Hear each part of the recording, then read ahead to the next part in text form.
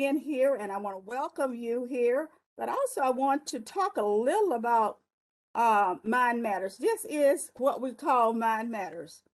And Mind Matters is one of our signature programs here in Meridian at NAMI Meridian affiliate. And this signature program was launched with health fairs. And we had health fairs up until around about 2005. Well, that was the beginning, was in 2005. And I think our last health fair was around about 2010. And beginning in 2011, up until now, we've had different platforms. We've had town hall meetings, we've had speakers. Um, we did a NAMI walk a few years ago, and that was our first NAMI walk in the Meridian area. In 2019, we had superheroes. And of course, last year, we were not able to have Mind Matters due to the pandemic. But this year, we are very excited that we are doing this virtual event on Mind Matters. And this is in recognition of Mental Health Awareness Week. And our theme for this event is Pathways to Mental Wellness. So our first speaker for this evening will be Brian Caples, and Brian is a co-occurring disorder specialist at Weems Life Care Chemical Dependency Center in Meridian. He was trained as a marriage and family therapist and has been practicing since 2014 in North Carolina and here in Mississippi. He currently works with substance abuse in a residential program, but he has extensive experience working with families, couples, and children. And Brian is going to be talking this evening about mental health and coping during COVID-19. Brian. Hey, let me see if I can get this sharing here. Is everybody able to see that pretty well now that I'm super bright? Good deal. All right. So, tonight, I'm going to be talking to you about mental health and coping. This is the pandemic edition. You'll have to just bear with me. I have a really terrible sense of humor, and sometimes it just falls flat. And sometimes it's just goofy, so just roll with me here. But everything that's been going on, it's constantly changing. It's not the same as it was a year and some odd months ago, right? We're starting to run into shortages and everything, and so that causes a lot of stress. And so I'm going to talk a little bit about how those two intercede as far as mental health, stress, and coping. So just a basic overview of what we'll cover. Stress and coping, what is that? Why does it matter now? So we'll look at some causes of stress. We'll look at effects of stress and fight or flight. And we'll talk about just a few big issues that really affect mental health, stress. And then we'll talk about coping and how to handle stress. We'll do a quick coping exercise that some of you may be very well versed in, but some of you maybe never have tried or used yourself before. So we'll practice that. Let's just kind of roll into this. So first off, what is stress? What is the actual definition of stress? You would say is the body's natural response to demands, challenges, and change that requires adjustment or response. So it's not just what makes you feel bad. This is the actual definition of stress. It's just what causes a response in us or what causes us to change something. And then what is coping? So coping is basically just how do you deal with stress or how do you deal with problems or uncomfortable feelings. And so looking at stress and the pandemic, like I was saying, it's an ever evolving thing. Like I would love to get a PS5 right now, and that's a small problem. I can't get a PS5. That's not happening. I don't know if you have any kids that are trying to get a PS5 right now. It's not happening anytime this year even. But now we're looking at gas shortages, which is a big deal. Potential gas shortages, at least. We're looking at all sorts of different things. You can't get a vehicle sometimes. I mean, there's just all sorts of things that are changing constantly. We've got service industry worker shortages. There's just all sorts of things happening. And so that can cause a lot of stress. We're moving past now or starting to move past being locked in. And now everything's opening up. And so we're just trying to figure out how to adjust to this big change all at once. And so some things I can say for sure is that mental health issues have increased significantly. Substance use issues have increased dramatically.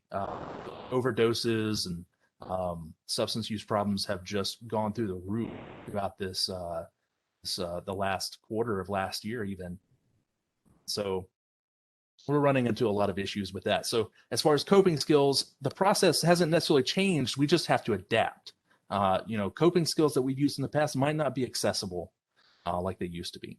So we just have to change with that.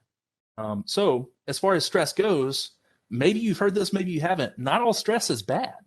So going back to the body's natural response to demands, challenges, and change, not all stress is bad. So there's this thing called eustress that I've got here.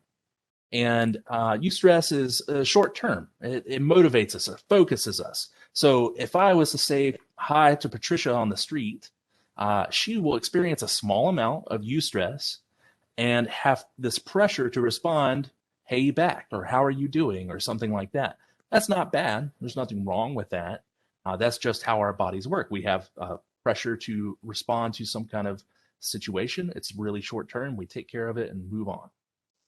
But then we've got distress over here. So distress is the bad kind. It's long term a lot of times. It can be short term, but a lot of times it sticks around. It shuts us down. This is the bad kind of stress. This is the kind that shuts us down and stops us in our tracks.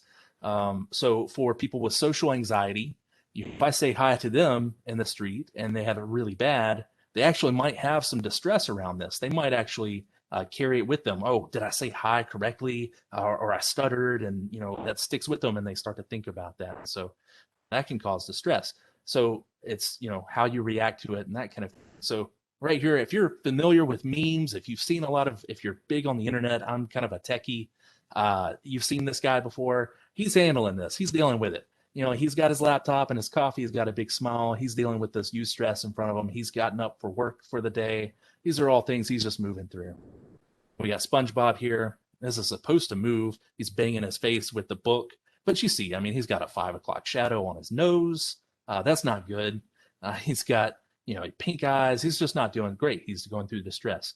The big thing with distress is the first 2 letters, DI. That stuff will kill you. You die if you don't take care of distress. So, looking at how these things intersect with mental health, stress has been found to activate genetic codes that, schizophrenia, those kinds of things. We're starting to see research on how stress affects our bodies long term. It has all sorts of negative health impacts, mental health problems, all that kind of thing. So whenever we're looking at mental health issues, they really intersect in these 3 ways. They can all look at these different pillars of our life. We've got the biological, cognitive, and emotional. Biological, if you're dealing with a lot of anxiety, you're going to see stomach cramps or that heaviness on your chest, like the tightness. Cognitive, you might have ruminations. That's where you have these thoughts that just play through your mind over and over again. And then emotional, maybe you're sad. Maybe you're worrying all the time. Maybe you're bouncing through both, irritable and angry. So all mental health issues tend to kind of affect us in these 3 different categories in some way. So that's a quick and easy way to break down those mental health issues, and stress plays a big role in that. And so with stress and mental health issues in general, we've kind of got this, our body has this response to what we perceive as danger or stresses, and that's the fight or flight response. So up here, some of y'all might not have ever seen the fawn response. It's kind of a newer one that's popping up. But fight or flight, freeze, maybe you just shut down. Fawn response is whenever, like if you sense danger from someone and you just kind of go along with whatever they want to get out of the situation or work your way through it. Like I said, that's a newer one. But fight or flight is this thing that happens in our brain. It sets us up to react quickly, right? So parts of our brain shut down and then we just kind of go into reaction mode so that we can act very quick so we can get out of there if there's danger. Problem with us in today's age is that not everything is actually a danger that we perceive as a danger. So we get into this fight or flight mode. If I get into an argument with my wife, and it goes long enough, then I start to go into fight or flight, and I stop thinking logically, and I start just reacting. And that's not good. That gets us into a deeper argument, right? So the thing with stress and how that intersects with this is stress or distress.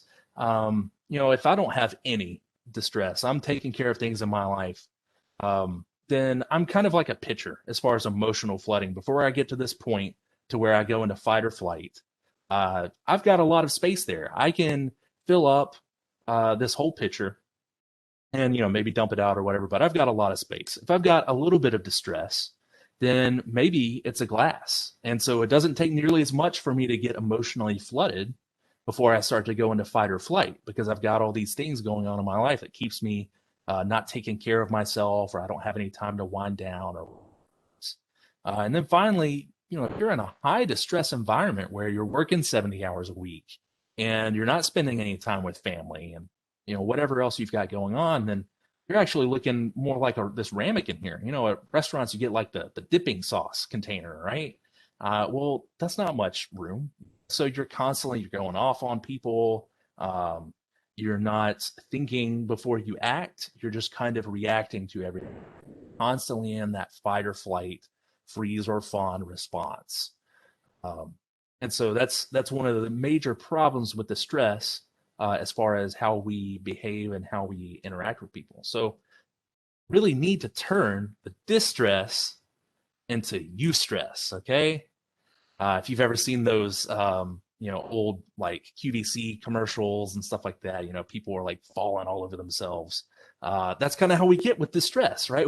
Simple tasks turn into monumental tasks.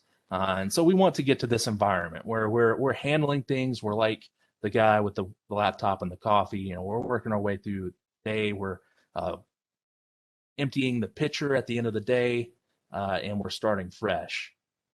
And so how we are going to do that is kind of threefold. First, we have to be aware. Always have to be aware of a problem first. We have to recognize what our triggers are, where we're failing to take care of ourselves. We have to admit that there's some kind of problem, that we're not doing correct things to take care of ourselves. And then we have to be intentional. Oh, well, this didn't. So intentional is the middle part. We have to have this at the forefront of our mind that we need to make changes. We can't just say, "Oh, well, yeah, I'll make a change, and that'll be next week." Not going to plan around it or anything like that. I'll just do it. That's not going to work. You have to be intentional. You have to be thinking about it all the time. You have to schedule this stuff. You have to plan it. You can't just willpower it whenever it's needed. And then lastly, we've got to be prepared. So we've got to think like Batman.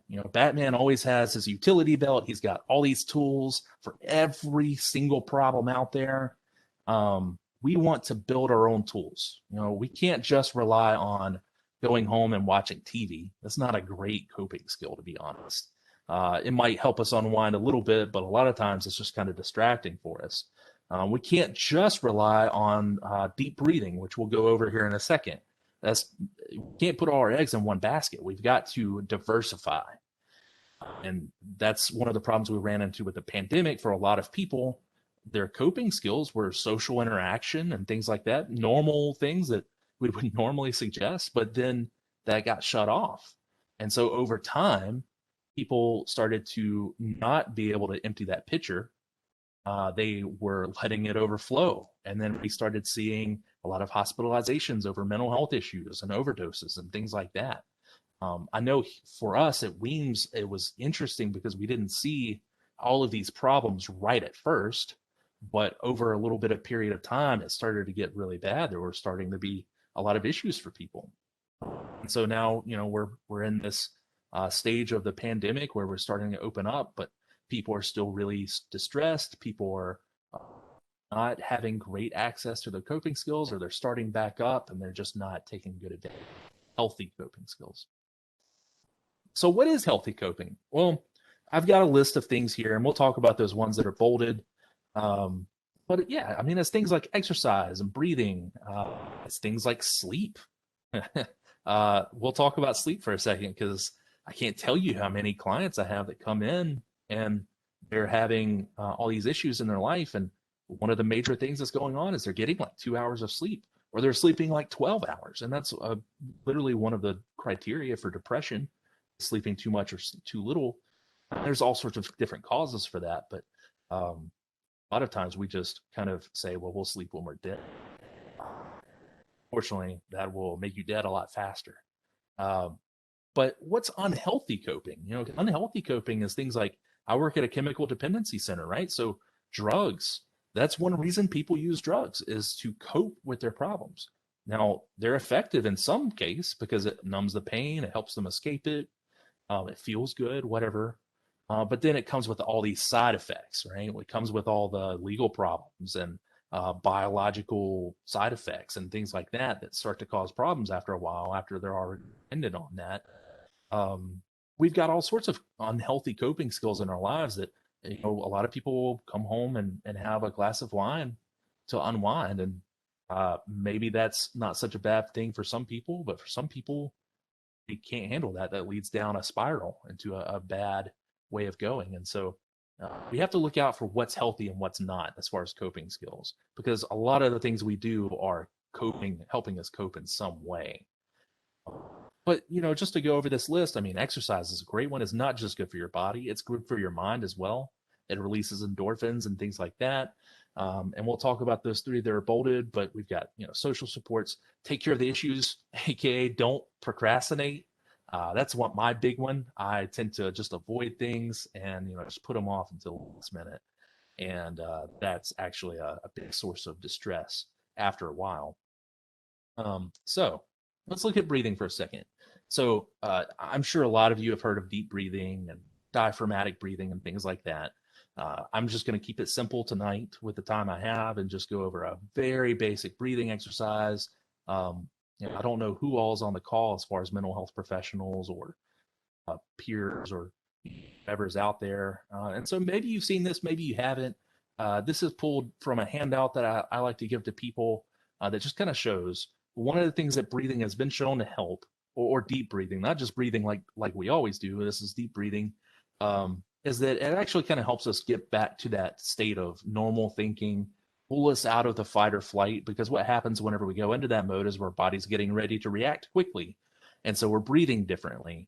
And then we find that we stay in that mode and we just breathe that way all the time. And so this is a great way of pulling ourselves back just a little bit, just to kind of give us an edge on going back to that logical thinking, problem solving. So what I like to do, and what I teach a lot of people to do right at the very beginning, just basic foundational skill, is just a simple slow down your breath. So what I like to tell people is just to breathe in for 5 seconds, and then you just hold it for a second, and then you breathe out for 5 seconds. So a lot of people try to, and then they breathe out, they just breathe it out really fast. And that's not actually going to help you. Really, the whole point of this is to slow things down. So if you're willing to, you can practice this with me real quick. We're just going to do 2 breaths. And I'm just going to count to 5. And I'm going to say breathe out. And then I count to 5 again. Breathe out. Try to make your breath last that long. We'll do 2 of these. And this is what I do with clients a lot. So kind of breathe everything out. And we're going to breathe in 1, 2, 5. Breathe out 1, 2, 5. Breathe in again 1, 2, 4, 5. Breathe out 2, 4, 5. And so that's just 2 breaths. A lot of people that I do that with tend to say, oh, that feels a little nice. And really what the science shows with these is that we need to be doing a brushing our teeth. We need to do it about twice a day for about 2 minutes or so. And so what that comes in with the intentional part, planning, scheduling, those kinds of things, finding a time of the day when you do this every day. These are just little tiny things. You can do this anywhere.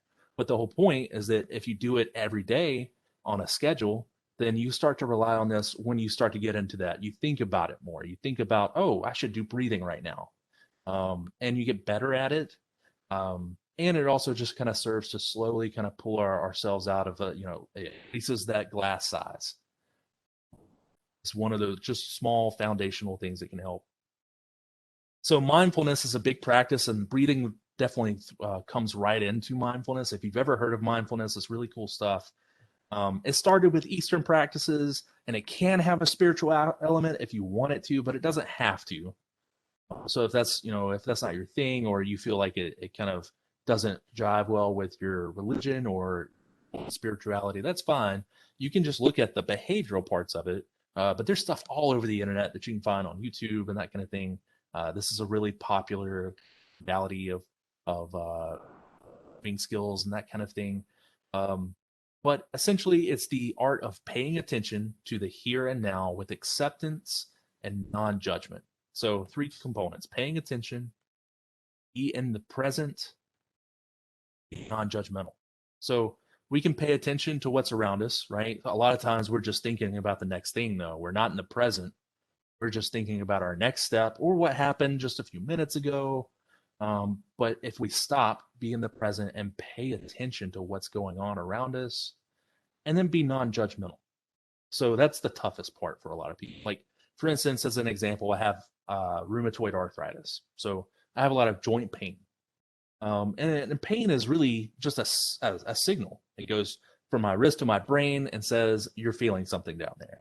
Now, as humans, a lot of times we see that as a negative. But it doesn't have to be completely a negative. With a lot of work and practice, I can make that less of a problem and see it more non-judgmentally, that it's neutral, that it's just a signal that goes to my brain. It's just letting me know that something's going on. And so that last part is a lot of times the toughest for people to get into, but it takes some practice, but it can be extremely powerful. If I had time, I would tell you a whole story about that. I could talk about that one for an hour probably. But mindfulness is really cool stuff. Definitely look more into it if you're interested in it at all. It's a great coping skill. Sleep. So sleep, like I said, it's a biological need, not a want. It's a need. We have to sleep. And everybody needs something a little bit different, but typically we find about 7 to 8 hours is good. But here's some sleep hygiene things. So people are really bad at sleeping sometimes. So we need to schedule sleep. We need to go to bed at about the same time and wake up at about the same time. We can't go and then take a nap 4 hours during the middle of the day and expect that to have the same effect as if we got 7 or 8 hours of sleep. That's just not how our brains work. We don't produce the right chemicals if we do it that way. Now, there's research in all sorts of different areas as far as sleep schedules and that kind of thing. But one thing that I know I've seen research on is just to have a good solid sleep time and start wake up time. Secondly, don't lay in bed longer than 20 minutes without falling asleep. So if we go get in the bed and we don't fall asleep for a while, then it's good to just actually jump out of bed for a second, do something low energy, low light, and then get back in bed and try to fall asleep again. I've had so many people have a lot of success with this. It can be a really powerful, just very simple tip. It kind of resets our brains or something. And then lastly, you've probably heard a lot of things about blue light and that kind of thing. Cell phones and TV are terrible for sleep. Even a lot of people will fall asleep to a TV. I'm not going to lie. I'm guilty of this sometimes. And what we're finding is that even if you fall asleep, your brain's still kind of messed up from the blue light. It thinks it should be awake. And so it doesn't produce some of the chemicals that it should be while it goes to sleep. It's not sending you into REM sleep and that kind of. And then lastly, we've got cognitive techniques here. So ruminations are one of the big ones I want to talk about because it's the most common. A rumination is basically a thought that just plays out in your head over and over and over again. And so it can cause a lot of stress. It can contribute to mental health issues. It just is a big problem. And so the 3 things that we have here is challenge the thought. You could use mindfulness techniques, or you can interrupt the rumination with an activity. So challenging the thought, example I always give, and this is pretty much my last thing, is if I see a group of people that are laughing, a lot of people will think, oh, they're laughing at me. And then they might think about that for a while. It causes them all sorts of distress, and maybe it affects their mood. And so, what we need to learn and teach ourselves is to challenge that thought when we have a negative thought like that and say, hold on a second, what could be the reality here? Were they really laughing at me? Or could they have just made a joke? Could it be something totally random that has nothing to do with us at all? That's way more likely the scenario. It's very unlikely that some random group of people are laughing at you. And so we have to look at those and recognize them. And that's a whole modality of therapy. You can go to therapy sessions for a while to learn how to challenge negative thoughts and that kind of thing. And then mindfulness techniques are great. Already talked about them. And interrupting the rumination with activity, just trying to distract yourself for the moment. And so I think that's all I've got. I got some nice puppies here for everybody just to kind of, there's nothing like a good puppy. But thank you so much for your time. I try to kind of run through all this as quick as possible. I appreciate your attention. Hopefully you learned at least something new. Thank you.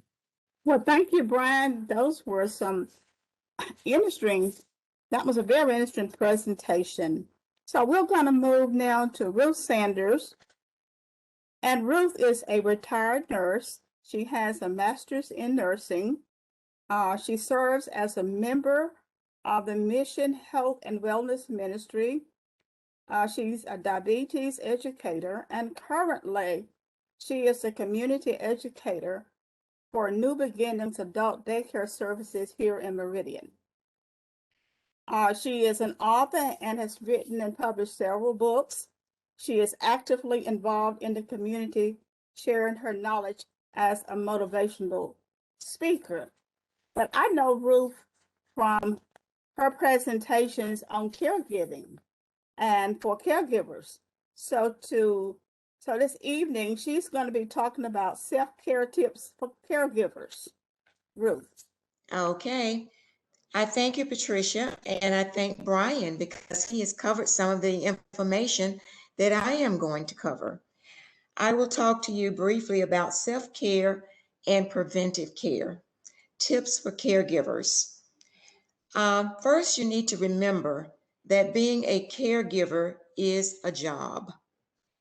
It can be 365, 24/7, but one of the first tips is you are going to have some respites. Most people are aware that when you are on a plane as a passenger, one of the first things that they will tell you in the event of an emergency, put your oxygen on first. That's what you want to do as a caregiver. You want to make sure that you care for yourself well first. And any of us can be a caregiver at any time. One of the first former First Ladies, Miss Carter, stated, we have current caregivers, past caregivers, future caregivers, or someone will care for you. So you can see that that is a complete circle. Here are some very practical tips that will help you care for yourself and better care for your caregiver or your care recipient. First of all, you must have a plan, and you must be willing to tweak the plan as time goes on. Brian mentioned about sleeping. Sleeping is essential as a caregiver, and it is one of the most difficult things to accomplish because many times your care recipient might be a wanderer and might be going through the house at different times, which will interrupt your ability to sleep. So you're going to have to find a way that you can get at least 6 to 8 hours of sleep. Sounds very easy, but it is very difficult to obtain. There's a possibility that if your care recipient is not sleeping, you might have to have some interventions from a healthcare provider because you as the caregiver must revive yourself and get adequate amount of sleep. You can easily get caught in a negative situation where you think that you're the only one who can provide the best care for your care recipient. And when you get caught in that particular thinking or that mindset, you are on a slippery slope. I was a caregiver for my mom for over 30 years, and being a professional RN did not assist me in being a lay caregiver to a loved one. So you must remember that those two are completely different. Being a lay caregiver is different from being a professional caregiver. You must develop a plan that will work for you as the caregiver to better assist the care recipient. Healthy eating. I do not use the word diet. I use the word healthy eating because basically you are what you eat. And when you are a caregiver, you really need to be mindful of what you are eating. You need to eat a minimum of 3 meals a day, and we're speaking of small meals. And actually, the research have indicated that 6 small feedings a day is better. That will allow your blood glucose level to maintain at a steady rate rather than fluctuating, going up and down. And that will enhance your energy level. So you must think about it can, not a heavy meal, but as I stated, 3 to 6 small meals a day that will consist of fruits, vegetables. Reduce your red meat. And if you're going to eat meat, make sure that it's, for instance, if you're going to have, say, steak, it should be the size of the palm of your hand without the fingers. Because if you're overeating, basically that will sap your energy. So you have to think about and plan your meals accordingly. And do not be afraid to ask for assistance. As a caregiver, if there's someone who is assisting you in being a caregiver, make a list and say, okay, can you bring me lunch today? Or can you assist me in preparing meals I'll take Tuesday and Thursday, and maybe you can take Wednesday and Monday, or maybe Friday. Have a plan, have a workable schedule. Exercise is essential. And most people think, well, if I can't go to the gym, I am not exercising.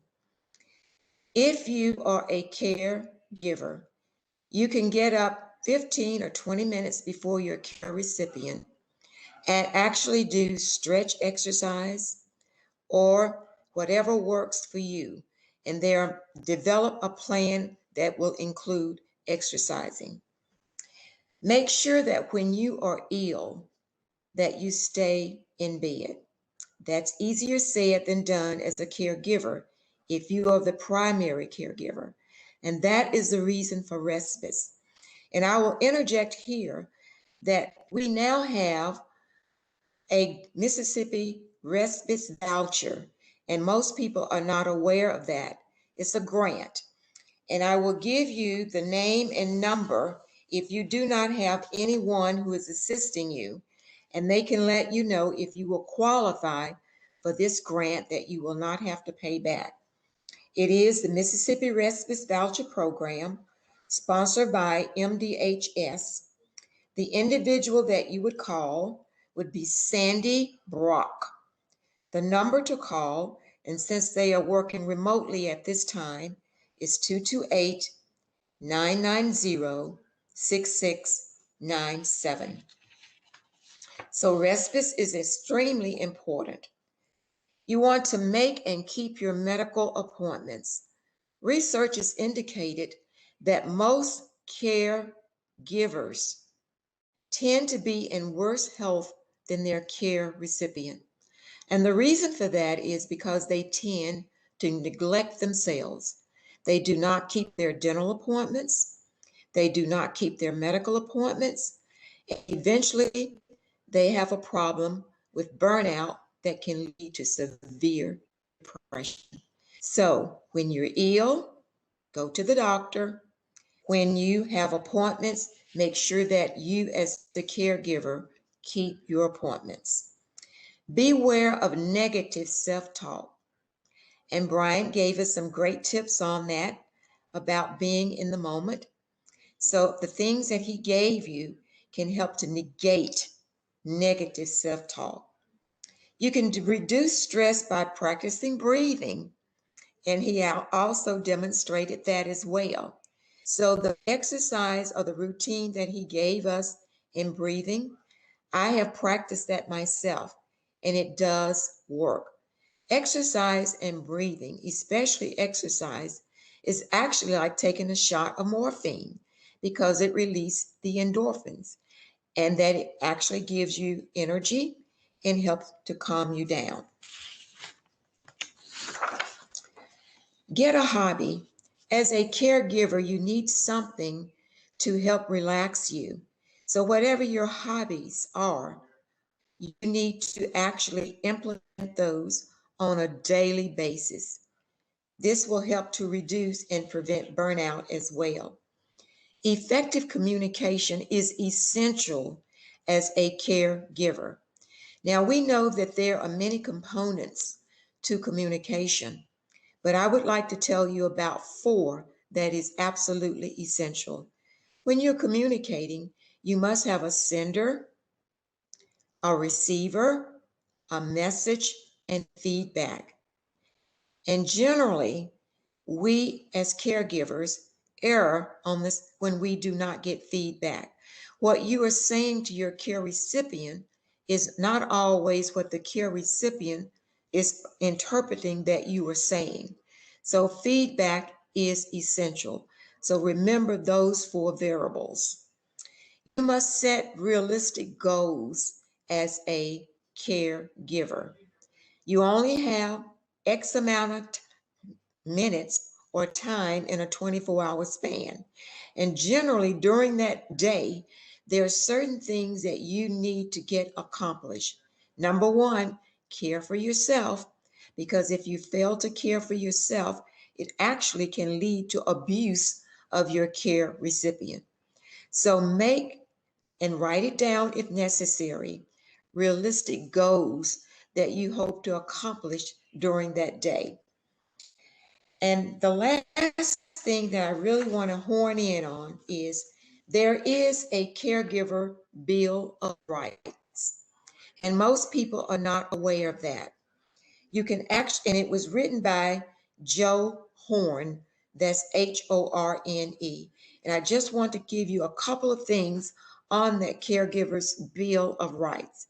And it should be posted so that you will read it every day to remind you that you need to care for yourself.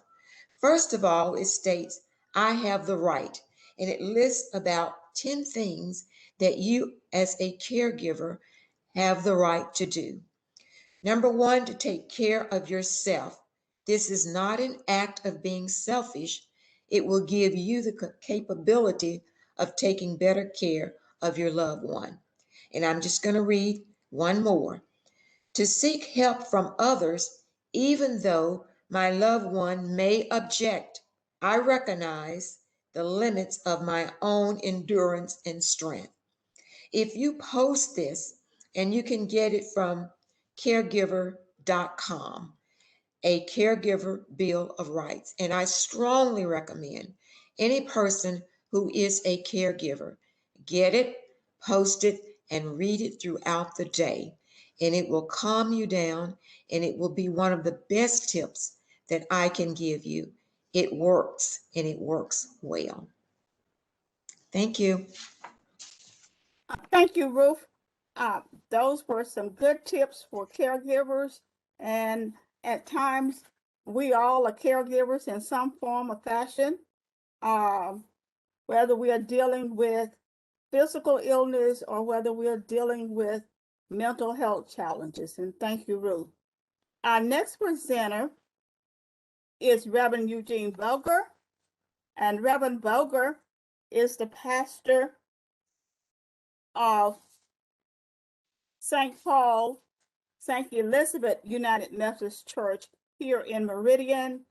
He's very active in the community. He's active with NAMI Mississippi and NAMI Meridian affiliate, a great supporter of us.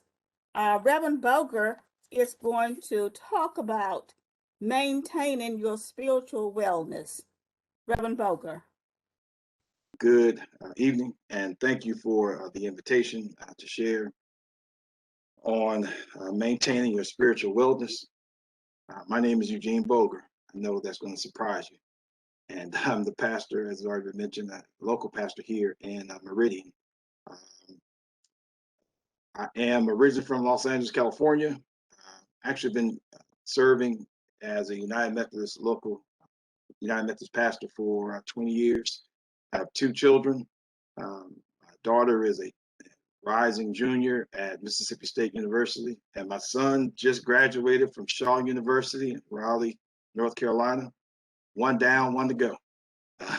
I did undergraduate work at Morehouse College in Atlanta, and praying on my completion of Master of Divinity at Gammon Theological Seminary in Atlanta, Georgia. And as already mentioned, I serve St. Paul and St. Elizabeth United Methodist Church.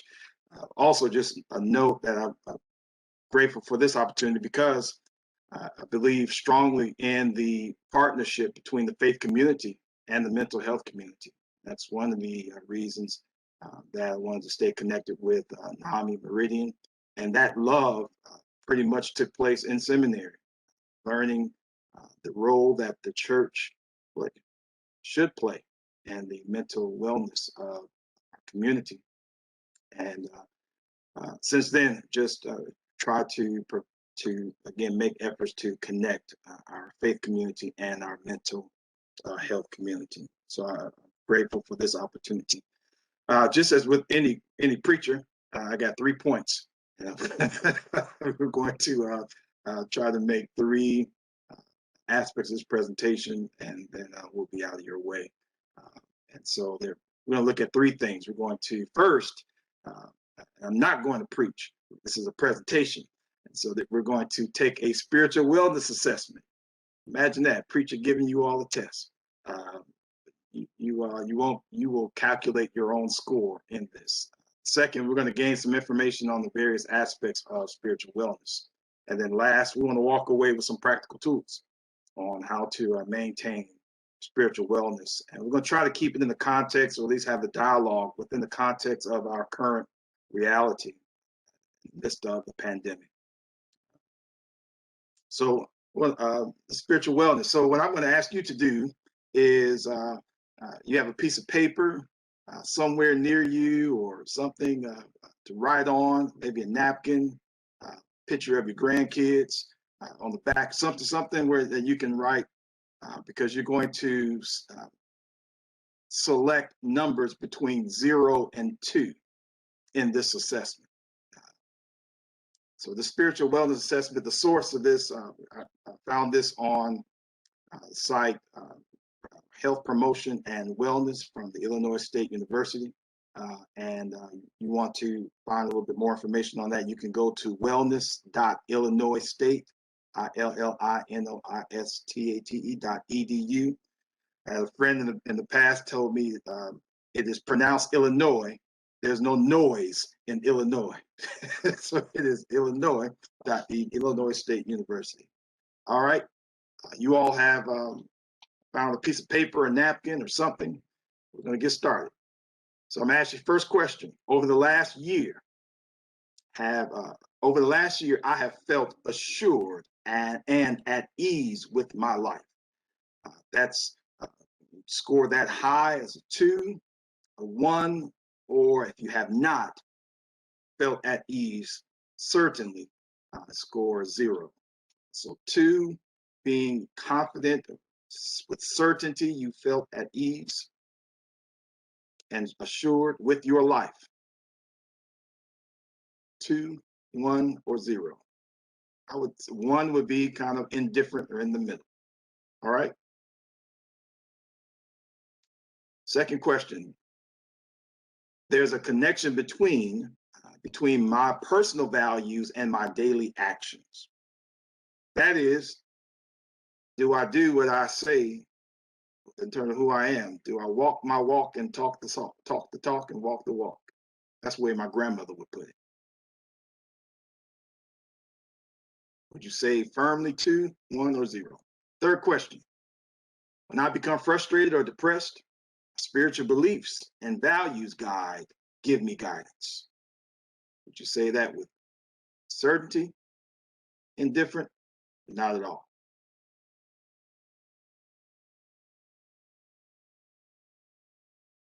4, meditation, prayer, and or quiet reflection is important in my life.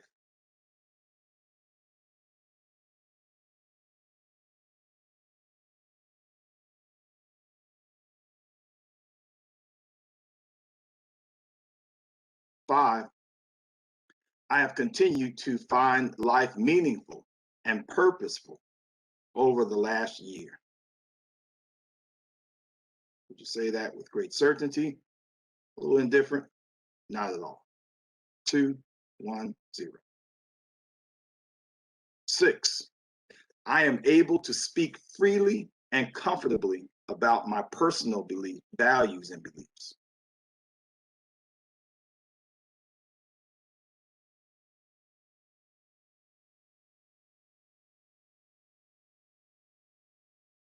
7, I am continually striving to grow spiritually through the challenges in my life. Would you say that confidently? Certainly? Different? Not at all. Almost there. Number 8, I keep an open mind about others' beliefs and values. I keep an open mind about others' beliefs and values.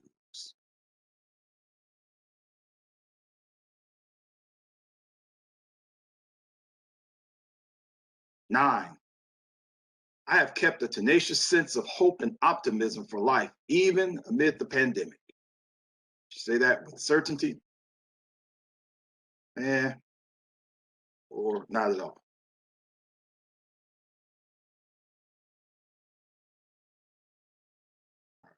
Last one. I am grateful.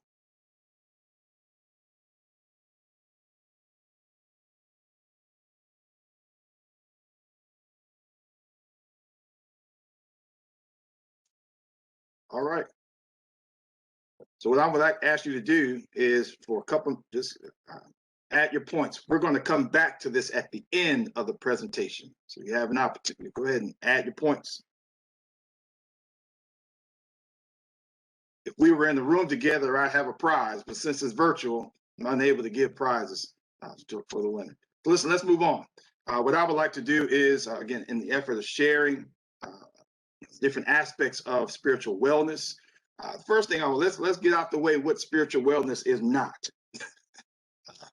Let's go ahead and somewhat deconstruct these ideas. And I want to say on the outset that I'm aware that everyone on the line very well may not practice a Christian faith.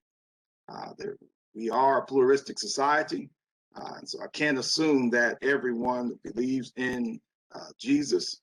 And so this presentation recognizes that and has a way of trying to reach everyone. So let me first, again, let's debunk this idea of what spiritual wellness is not. Spiritual wellness is not being super religious. It doesn't mean that you are a deeply religious person. Spiritual wellness does not suggest that you are someone who goes to church every Sunday, or in our case currently, dresses up every Sunday morning to watch the virtual worship experiences on your devices. Consistent worship attendance does not suggest that you are spiritually well by default. Also, spiritual wellness does not mean you are living according to these rigid rules. Your life, you are spiritually well because you cross all the I's and dot all the T's. And as a consequence that you are well, that does not suggest that you are spiritually well. might suggest that there's something else going on with you. Spiritual wellness does not suggest that you do what you can do what you want, how you want, according to your own self-developed system.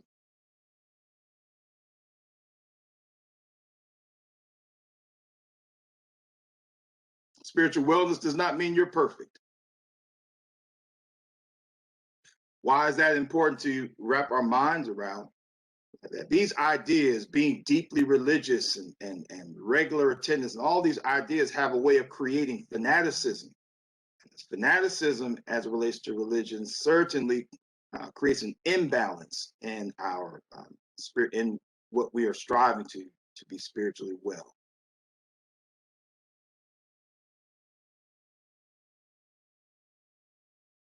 So, what is spiritual wellness? It's not an absolute definition, because there's so many different sources that have multiplicity of definitions. And at the core, there's a threading idea in all of these sources that spiritual wellness is about balance. It's about having a balanced relationship with yourself, with your heart, with your soul. And that relationship is in relationship with a higher being. You call that higher being God. Whatever your faith practice designates as a higher being, spiritual wellness will lead you in a balanced relationship with that. And it allows you to live out your purpose.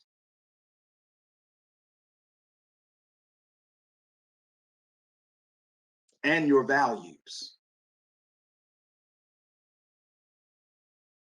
For those who may be taking note, there's an extremely great resource by an author, Parker Palmer. I'll put this in the chat box.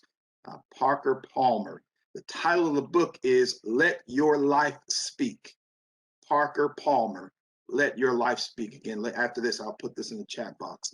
And the premise of the book is simple, that we quite often allow our lives to be dictated by external ideas. But instead, Parker Palmer says that we should first, before we consider anything on the outside, any external ideas and dreams, first listen to the voice that's within you. Parker Palmer says that's, in a sense, that's what helps to balance us in terms of our purpose and our values. It is what distinguishes between vocation and occupation. So listen to what's on the inside. And that's a part of this process of balancing ourselves, our heart and our soul. It's a sense of being connected to something that's greater than yourself. Also, friends, spiritual wellness is not only about having a balanced relationship with self and with your higher being. Spiritual wellness lives out or acts out in how we treat one another. And so it is also having a balanced relationship with people around us, relating to not only individuals, but also our environment. So we are on this journey towards spiritual wellness based on how we interact with our deity, ourselves, and one another. For those who practice the Christian faith, Jesus put it like this. When asked about the greatest law, Jesus said to love the Lord your God with all your heart, mind, soul, and to love your neighbor as yourself. Jesus gave us at that moment what it means to be spiritually well. I probably could have just had a 2-minute presentation and just give you that text and save time for everyone else. Why is it important? Why is spiritual wellness important?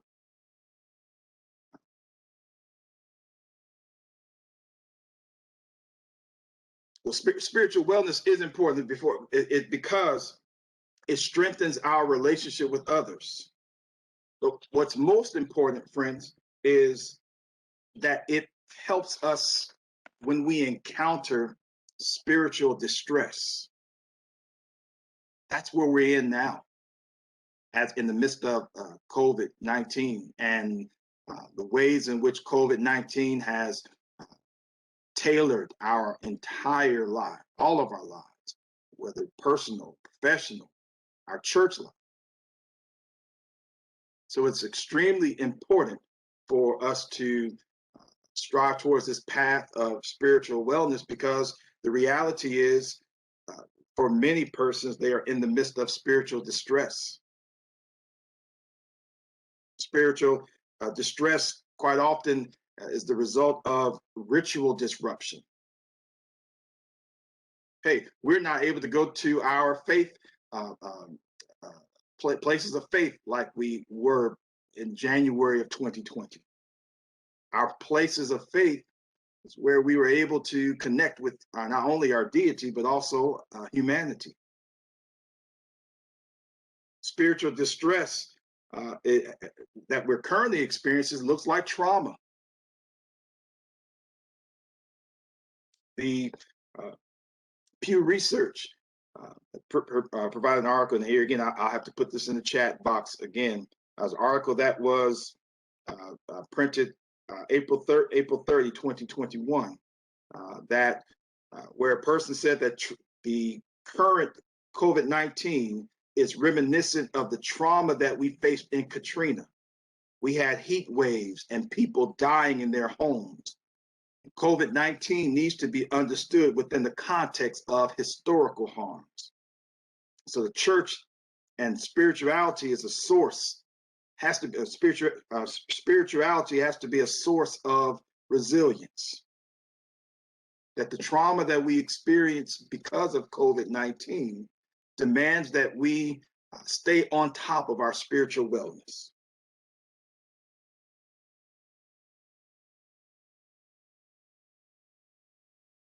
Because of this distress. The distress that we are experiencing, it looks like for many people, they have expressed a lack of hope and meaning and purpose because of COVID-19. They've expressed feelings of abandonment. There are people today who are angry at God. They've lost loved ones. And because of the ritual disruption, for many, regardless of their faith practice, they have not been able to grieve properly because the practice of grieving, or the process of grieving, has been disrupted. We cannot gather in large numbers like we did pre-COVID to help us in our grieving process. Spiritual distress looks like persons who refuse to interact with family and friends. Even in the midst of social distancing, this has pushed people further inside, isolated. Spiritual distress, it undergoes sudden changes in spiritual practices, where persons who were faithful attendees to their faith place of worship now have disconnected. Although opportunities virtually have been presented, their normal spiritual practice of not only going to church but reading the Bible and praying has changed drastically. And while the changes has taken place, there's been an increase in the need for their spiritual leader.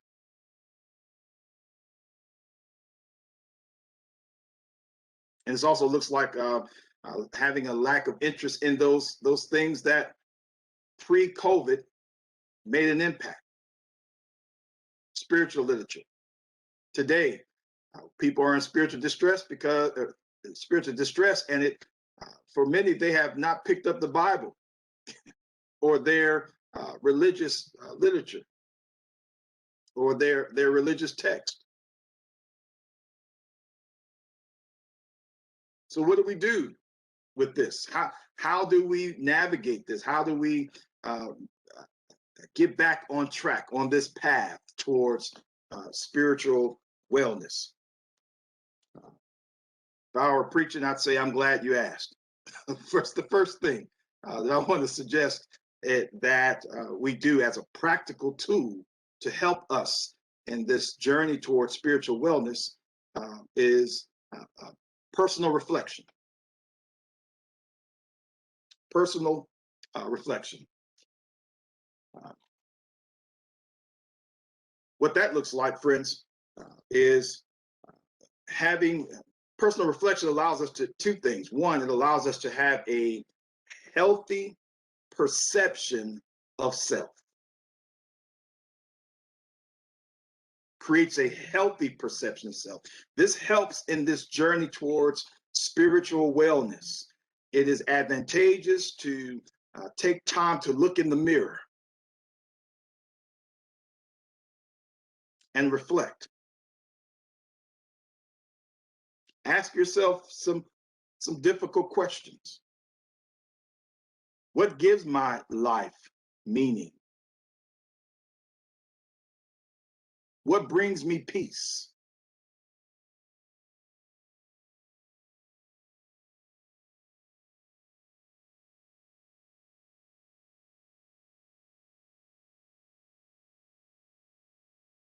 The core of this is to that proverbial quote, "To thine own self be true." The pathway towards spiritual wellness is to be true to yourself, or as my son would say, live your truth. And the way we do this, the way we arrive there, is personal reflection.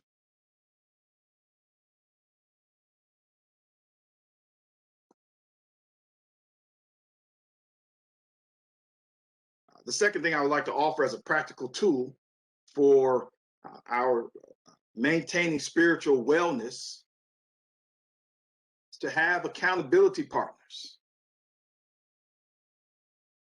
Now, this is where personally, this is the presenter's Achilles heel. The presenter is an introvert. All I need is my device, my pillow, and some food that I'm not supposed to have. I like personal time. That's not healthy. That does not help the pastor, the individual. That does not help us grow and develop spiritually and create balance. Howard Thurman, that great mystic, said, "No man is an island. No person is an island."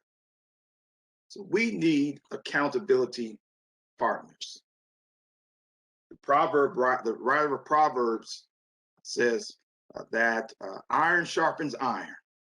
So one man sharpens one person sharpens another. Proverbs chapter 20, verse 17. James chapter 5, verse 16 says that therefore confess your sins to one another and pray for one another so that you may be healed. And we may not like that too much, tell our sins to one another, but it is advantageous for us to have someone, a prayer partner, someone that holds us accountable. Someone who understands our goals and will help us. That's how we are able to develop this balanced wellness in our spirit. Third, I would like to offer as a practical tool is meditation.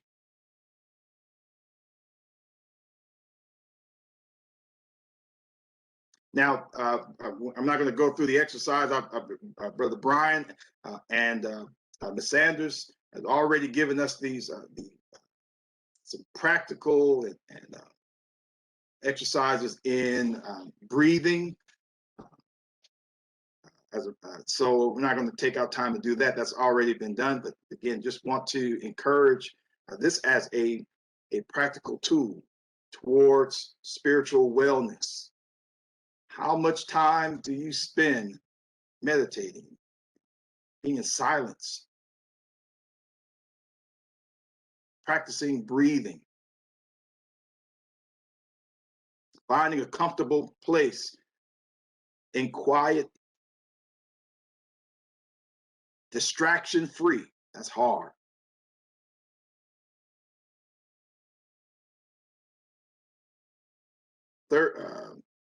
Fourth, good works. Another practical tool that will help us in our spiritual wellness, to maintain our spiritual wellness, is good works. Volunteer. Check out examine the areas in your city or your county. If you're in Meridian, I encourage you to connect with the Wesley House.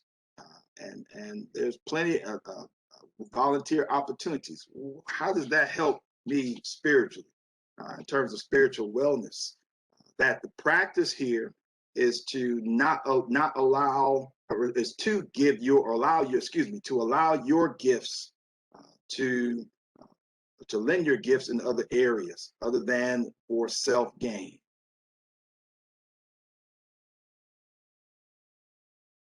Giving back to your community offers powerful ways to replenish and nourish your soul. Have you ever experienced the joy of engaging with others and doing something that's worthwhile? As my grandma would say, hitching your wagon onto something else that will take you farther.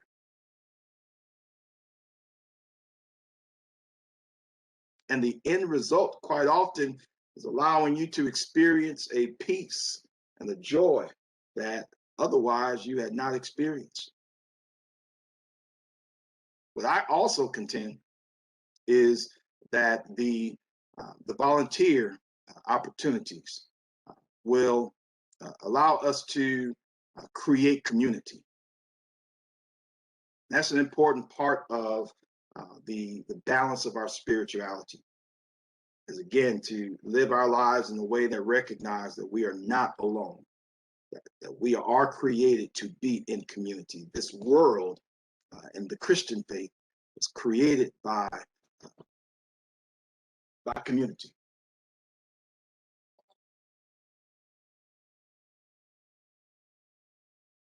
And last,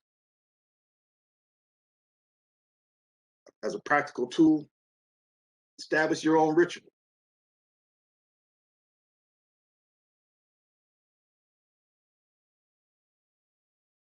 Your own mantra. One way to put this tool into practice practically is to get up in one day, whether it's a morning or before you go to bed, look and put this practice, be consistent with looking in the mirror and telling yourself who you are.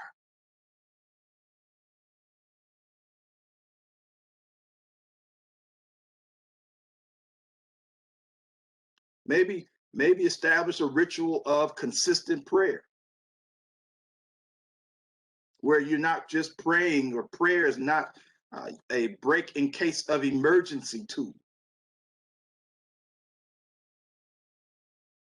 That establishing a ritual where, whether it's before you start the day, you establish a consistent time of prayer.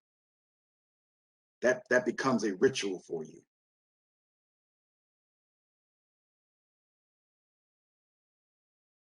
Establish a ritual that allows you to, maybe there's a mantra that you can develop, whether it's part of your religious text. Dr. Benjamin Elijah Mays offers to me a personal mantra. Dr. Benjamin Elijah Mays was president of Morehouse from 1940 to 1967. And he said, whatever you do, strive to do it so well that no man living, no man dead, or no man yet born can do better. It's a ritual I try to repeat to myself in order to balance myself and center myself.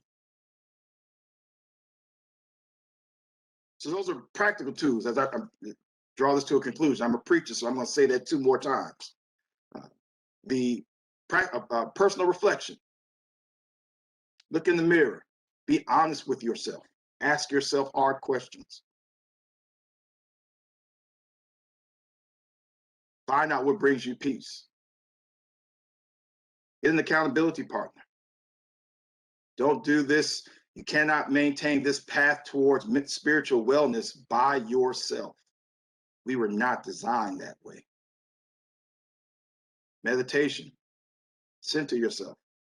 Meditation is more than just creating a space that's quiet. Meditation allows us to listen to our breathing and center ourselves.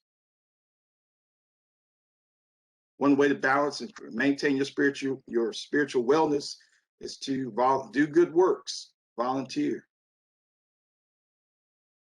Connect yourself to something that's greater than even your own purpose.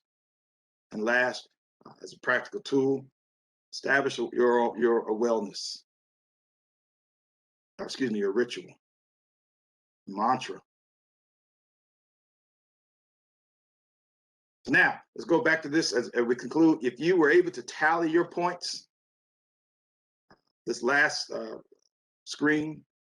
slide rather, allows you to be able to determine or ascertain where you land in the spiritual wellness assessment. You scored between 15 and 20 points. That means that I just wasted how many minutes? No, you have excellent strength in spiritual wellness. If you score between 9 and 14 points, there's okay, it's room for improvement. From this point, challenge yourself to find 3 things in order to try to improve your spiritual wellness. 3 of those 5, try those. You score between 0 and 8 points.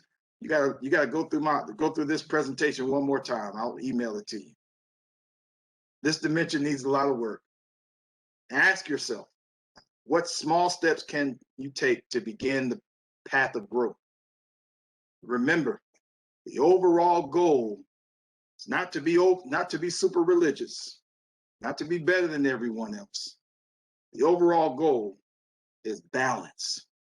Love of your deity, love of self, and love of humanity.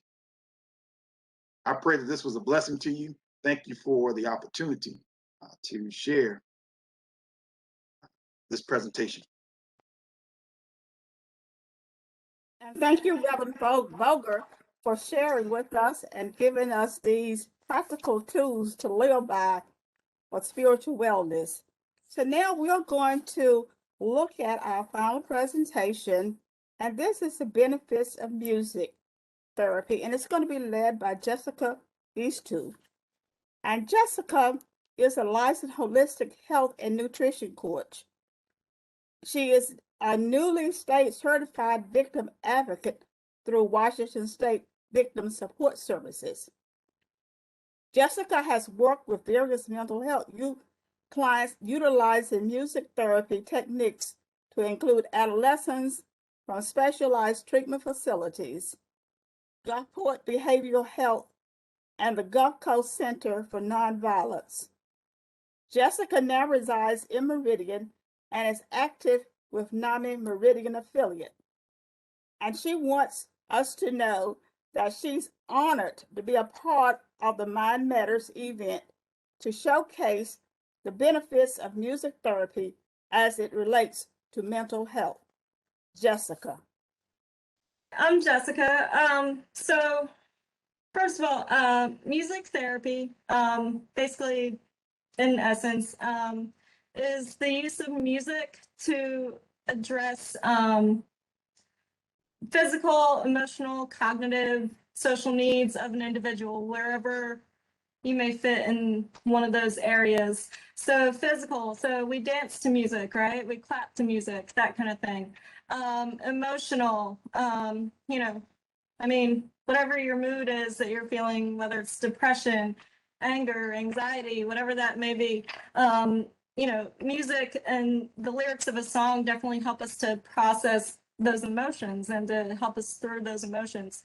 Cognitively, as much as I've worked with youth, I've also worked with geriatric populations where, I'll play a certain hymn that to a client where it'll help them to reminisce about a certain time in their life, or you can also, I've never done this before, but you can also, like, instead of telling a senior citizen, like their daily routine of, okay, you need to do this, this, this, and this when you get up in the morning, you can make a song out of it, and you'll be surprised, they'll remember the song more than they will somebody telling them a routine. So today I thought I would share with you sort of three ways that music therapy can be used, and that I've personally used in a session when working as a mental health clinician with youth clients when counseling them. So I'm gonna share my screen. So, okay, so there's one type of method called lyric analysis, and it's where you can take the lyrics of a song and you can take the lyrics of a song and with a client, and so the first song that I chose to do was called for this presentation is called "In the Skin" by Jessica Simpson, and it's very much a self-esteem song. It talks about like living up to the expectations of other people, not feeling like you're worthy enough or good enough, or stuff like that. And so you basically take the lyrics of a song and you ask the client, how can you relate to this song? How can you relate to the lyrics of the song? What does this song mean to you? And different music therapists do it differently, but you can take the whole song, or you can, what I do is I go line by line. So, and I literally ask the client, like, so like the first line in the song is, they see me in a magazine, I'm the one they want to be. How can you relate to that? Still don't feel I'm good enough, still don't feel I'm thin enough. How can you relate to that? And I get some very interesting responses by doing it that way. So, and I know for me, this song is really special to me in particular because for those of you who don't know, I do suffer from psoriasis. It's something that I've had basically my entire life. And so I've had, issues with like self-esteem and not feeling like I look, as good as somebody else, or, whatever the case may be. And so this song really, resonated with me throughout my life. So in that way. So that's pretty much lyric analysis. There's another method also with a song that you can do called lyric reframing. So you basically take a song and you take the lyrics and you just like edit some of them out, and you put like blanks in the empty spaces where you've edited those lyrics out.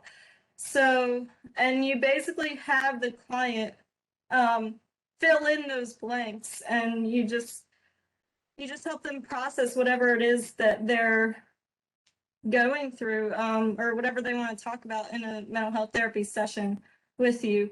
So, because A New Day Has Come by Celine Dion, and I've again gotten some very interesting interpretations from adolescents. So like I edited out, like, I was waiting for so long for what to come.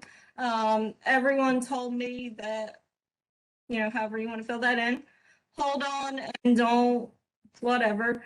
I can't believe I've been, and like, fill in the blank there. And the clients, like, again, have given me some very interesting responses and interpretations in sessions. So, so it's been a very useful tool. So, and then the third and final sort of method that I've never used this personally in sessions before with mental health clients, but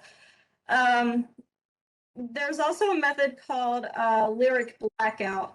And what you do is you have the client choose a song, whatever that may be, that they can relate to. And you can either highlight the lyrics with like a visible highlighter so that the words that they want to stand out, you can see them. And then the other words that they didn't highlight are kind of extraneous. Or you can take a black marker and literally like quote unquote black out the lyrics that you as the client don't want there. And then the lyrics that are remaining are the ones that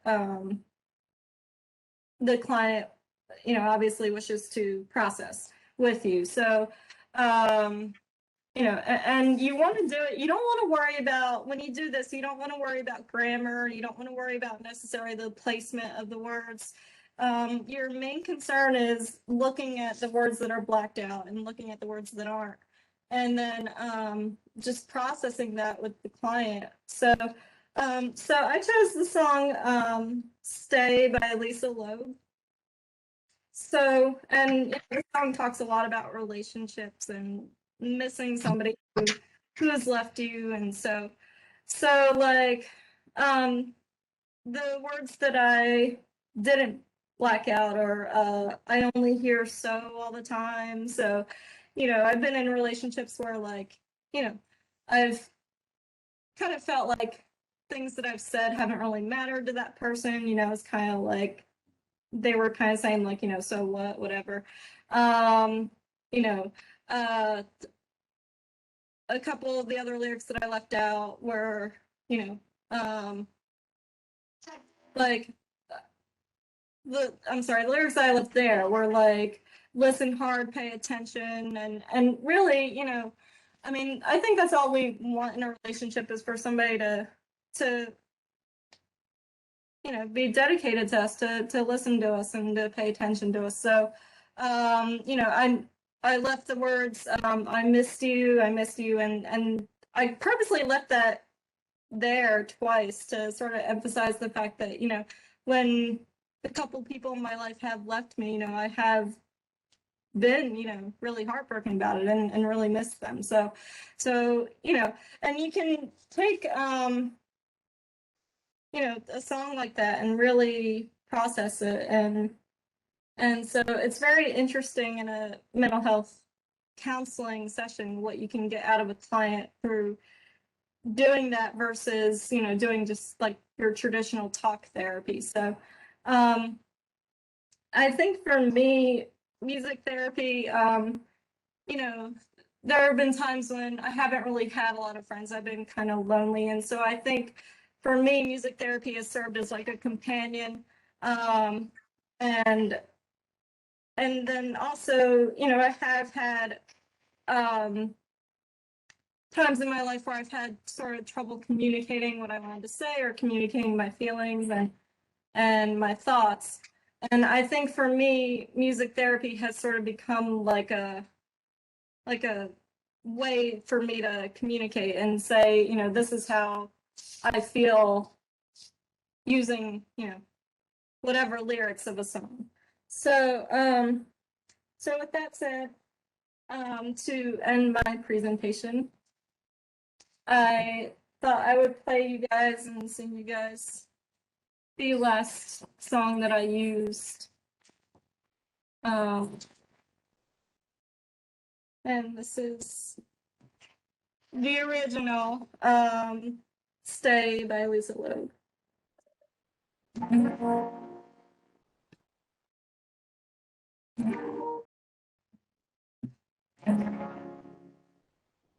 You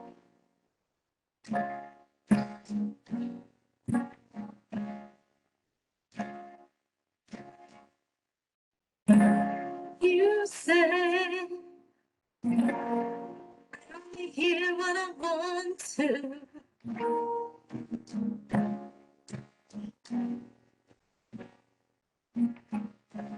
You say I talk so all the time.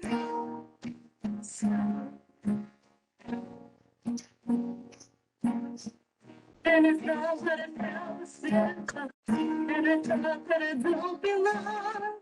And now that I am leaving, now I know that I did something wrong because I missed you. I missed you. You say I only hear what I want to. I don't listen, I don't pay attention to what you want to anyone, anything. Don't understand if you really can't. Only hear negative. No, no, no, no. So I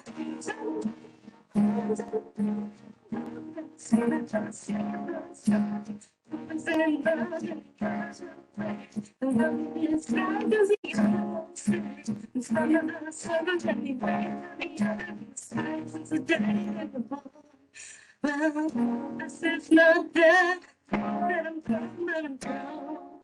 And I thought I met him forever, but now I'm not so sure. You try to tell me that I'm clever, but that won't take me anyhow or anywhere with you.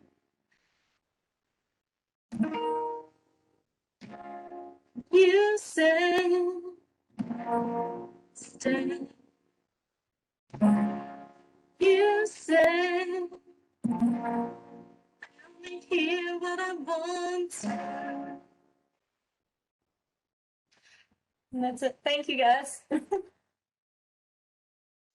Well, this has been a wonderful evening. And I want to thank each of you uh, for taking a part tonight. We've had great presenters, and they all have given us some very practical tools to take home with us and to insert those tools into our daily living. And what stood out with me, well, a couple of things did. Well, spiritual wellness, and it all brought what we've all been saying, that life is a balance and that there's relationships between ourselves, our hearts, and our souls. And in so doing, it brings us right back to the physical and the mental as well as the emotional wellness within our lives. It brought us back to the idea where we've gone with Brian talking about the tools in our toolkits. And the tools in that toolkit that resonated with me was rest, getting the proper amount of sleep, relaxation, knowing how to relax, and being intentional about relaxation. I think those are key. And exercise. And we don't realize that exercises can change the way we think. It can change our moods. So it gives us that energy to strive and to go on. And of course, eating well. We must eat well. Even in this pandemic, we've heard that we eat out of stress. And when we're stressed, most of us, the first thing we do is go for junk food, don't we? So we forget about good nutrition. But I think tonight, all of this has grounded us. And Jessica, in her music therapy, has brought us to the understanding that the importance of music in our lives and what music means and how it can be interpreted. So I am just appreciative of all of you on this evening. And I want to thank our presenters for making this night possible. It's the presenters that was here to make us understand that we are living in a pandemic, but we don't have to be consumed by that pandemic.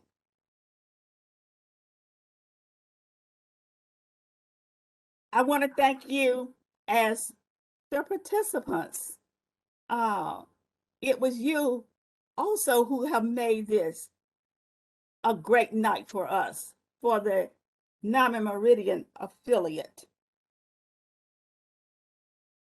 And we dare not leave without thanking NAMI Mississippi, the executive directors, and Latasha Willis, who has been here with us, who have helped us through all of these issues that I am new to, but she walked us through it and she got us to where we are.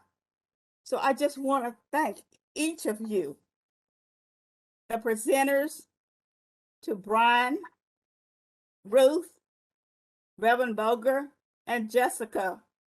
We applaud you. And this is where I would say, let's give a round of applause for our speakers. Thank you. Thank you.